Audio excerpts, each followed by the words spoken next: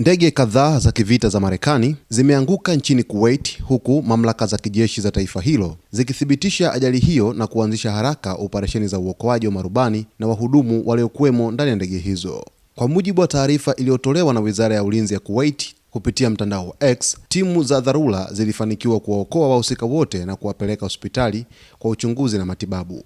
Wizara hiyo ilisisitiza kuwa hali zao ni thabiti na wanapatiwa huduma zote muhimu za kiafya. Video zilizosambaa mtandaoni zinaonyesha mojawapo ya ndege ikianguka kutoka angani ikiwa inawaka moto, huku uchambuzi wa CNN ukibainisha kuwa huenda ilikuwa ni ndege ya kivita aina ya F-15E yenye injini mbili. Video nyingine pia ilimuonyesha mmoja wa marubani akifanikiwa kujinusuru kwa kutumia parachuti kabla ya ndege kugonga ardhi.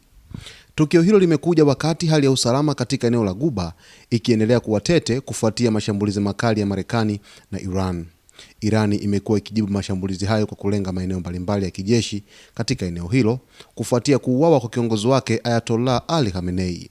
Wakati huo, Rais wa Marekani Donald Trump amethibitisha kuwa angalau wanajeshi watatu wa Marekani wameuawa katika operesheni zinazoendelea dhidi ya Iran, na ameonya kuwa idadi hiyo inaweza kuongezeka kadri mzozo unavyoendelea.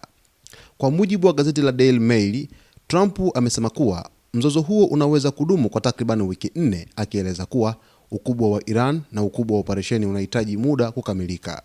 Hata hivyo, Trump amesema bado yuko wazi kwa uwezekano wa mazungumzo na Iran, ingawa hakutoa ratiba rasmi ya lini mazungumzo hayo yanaweza kufanyika. Tukio la kuanguka kwa ndege hizo linaongeza wasiwasi kuhusu usalama wa operesheni za kijeshi za Marekani katika eneo la Ghuba, wakati mvutano kati ya Washington na Tehran ukiendelea kuongezeka.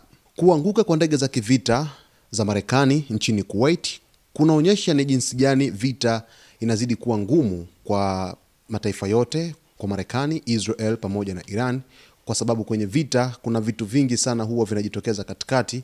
Labda kuna mambo ambayo yamepelekea ndege hizo kuweza kuanguka ambayo bado haijawekwa wazi, lakini uchunguzi unaendelea kwa kina ili kuweza kubaini ni mambo gani ambayo yamesababisha ndege hizo za kivita kuweza kuanguka. Lakini kizuri ni kwamba marubani katika ndege hizo wameweza kufanikiwa kupona na kunusurika moja kwa moja, lakini Kuwait ikatoa msaada pia kuweza kuwasaidia marubani hao ambao waliweza kunusurika katika ndege hizo za kivita, huku moja ya ndege hiyo ikidaiwa kwamba ni aina F-15E yenye injini mbili. Hiyo ni kwa mujibu wa uchambuzi wa CNN umebainisha hivyo.